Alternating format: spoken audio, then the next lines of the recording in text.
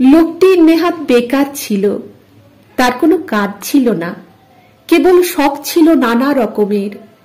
ছোট ছোট কাঠের চৌকোয় মাটি ঢেলে তার উপরে সে ছোট ছোট ঝিনুক সাজাতো। দূর থেকে দেখে মনে হতো যেন একটা এলোমেলো ছবি, তার মধ্যে পাখির ঝাঁক কিংবা এবড়ো খেবড়ো মাঠ, সেখানে গরু চড়ছে কিংবা উঁচু নিচু পাহাড়, তার গা দিয়ে ওটা বুঝি ঝর্ণা হবে কিংবা পায়ে চলা পথ। বাড়ির লোকের কাছে তার লাঞ্ছনার সীমা ছিল না। মাঝে মাঝে পণ করত পাগলামি ছেড়ে দেবে, কিন্তু পাগলামি তাকে ছাড়ত না। কোন কোন ছেলে আছে সারা বছর পড়ায় ফাঁকি দেয়, অথচ পরীক্ষায় খামোখা পাশ করে ফেলে। এর সেই দশা হলো, সমস্ত জীবনটা অকাজে গেল, অথচ মৃত্যুর পরে খবর পেলে যে তার স্বর্গে যাওয়া মঞ্জুর। কিন্তু নিয়তি স্বর্গের পথেও মানুষের সঙ্গ ছাড়ে না। দূতগুলো মার্কা ভুল করে তাকে কেজো লোকের স্বর্গে রেখে এলো। এই স্বর্গে আর সবই আছে, কেবল অবকাশ নেই। এখানে পুরুষরা বলছে হাঁপ ছাড়বার সময় কোথা, মেয়েরা বলছে চললুম ভাই, কাজ রয়েছে পড়ে। সবাই বলে সময়ের মূল্য আছে, কেউ বলে না সময় অমূল্য, আর তো পারা যায় না বলে সবাই আক্ষেপ করে আর ভারী খুশি হয়। খেটে খেটে হয়রান হলুম, এই নালিশটাই সেখানকার সঙ্গীত। এ বেচারা কোথাও ফাঁক পায় না, কোথাও খাপ খায় না, রাস্তায় অন্যমনস্ক হয়ে চলে, তাতে ব্যস্ত লোকের পথ আটক করে।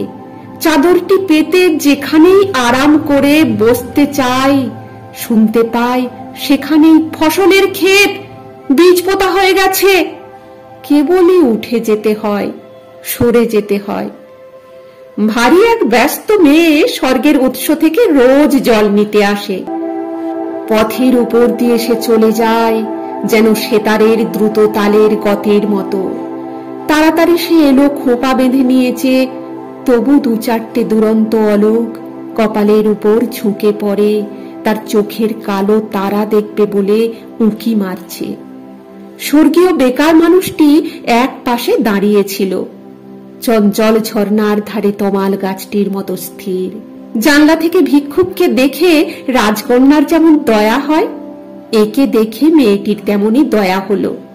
আহা, তোমার হাতে বুঝি কাজ নেই? নিঃশ্বাস ছেড়ে বেকার বললে, কাজ করব তার সময় নেই। মেয়েটি ওর কথা কিছুই বুঝতে পারলে না, বললে, আমার হাত থেকে কিছু কাজ নিতে চাও? বেকার বললে, তোমার হাত থেকে কাজ নেব বলেই দাঁড়িয়ে আছি। কি কাজ দেব? তুমি যে ঘোড়া কাঁখে করে জল তুলে নিয়ে যাও, তারই একটি যদি আমাকে দিতে পারো। ঘোড়া নিয়ে কি হবে? জল তুলবে? না, আমি তার গায়ে চিত্র করব। মেয়েটি বিরক্ত হয়ে বললে, আমার সময় নেই, আমি চললুম। কিন্তু বেকার লোকের সঙ্গে কাজের লোক পারবে কেন? রোজ ওদের উৎসতলায় দেখা হয়, আর রোজ সেই একই কথা, তোমার কাঁখের একটি ঘোড়া দাও, তাতে চিত্র করব। হার মানতে হলো, ঘোড়া দিলে।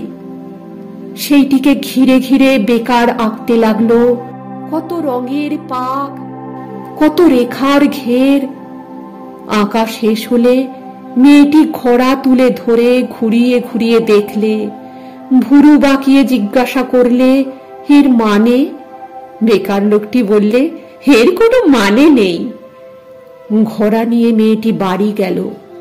সবার চোখের আড়ালে বসে সেটিকে সে নানা আলোতে নানা রকমে হেলিয়ে ঘুরিয়ে দেখলে।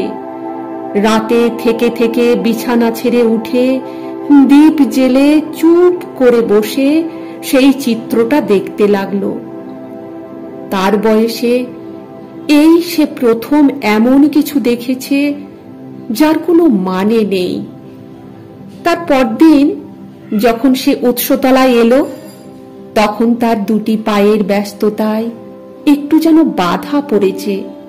পা দুটি যেন চলতে চলতে আনমনা হয়ে ভাবছে, যা ভাবছে তার কোনো মানে নেই। সেদিনও বেকার মানুষ একপাশে দাঁড়িয়ে। মেয়েটি বললে, কি চাও? সে বললে, তোমার হাত থেকে আরো কাজ চাই। কি কাজ দেব? যদি রাজি হও, রঙিন সুতো বুনে বুনে তোমার বেনি বাঁধবার দড়ি করে দেব। কি হবে? কিছুই হবে না। নানা রঙের নানা কাজ করা দড়ি তৈরি হলো। এখন থেকে আয়না হাতে নিয়ে বেনি বাঁধতে মেয়ের অনেক সময় লাগে। কাজ পড়ে থাকে, বেলা বয়ে যায়। এদিকে দেখতে দেখতে কেজো স্বর্গে কাজের মধ্যে বড় বড় ফাঁক পড়তে লাগলো। কান্নায় আর গানে সেই ফাঁক ভরে উঠল। স্বর্গীয় প্রবীণেরা বড় চিন্তিত হলো। সভা ডাকলে তারা বললে, এখানকার ইতিহাসে কখনো এমন ঘটেনি। স্বর্গের দূত এসে অপরাধ স্বীকার করলে। সে বললে, আমি ভুল লোককে ভুল স্বর্গে এনেছি। ভুল লোকটিকে সভায় আনা হলো। তার রঙিন পাগড়ি আর কোমরবন্ধের বাহার দেখেই সবাই বুঝলে বিষম ভুল হয়েছে। সভাপতি তাকে বললে, তোমাকে পৃথিবীতে ফিরে যেতে হবে। সে তার রঙের ঝুলি আর তুলি কোমরে বেঁধে হাঁপ ছেড়ে বললে, তবে চললুম। মেয়েটি এসে বললে, আমিও যাব। প্রবীণ সভাপতি কেমন অন্যমনস্ক হয়ে গেল। এই সে প্রথম দেখলে এমন একটা কাণ্ড যার কোনো মানে নেই।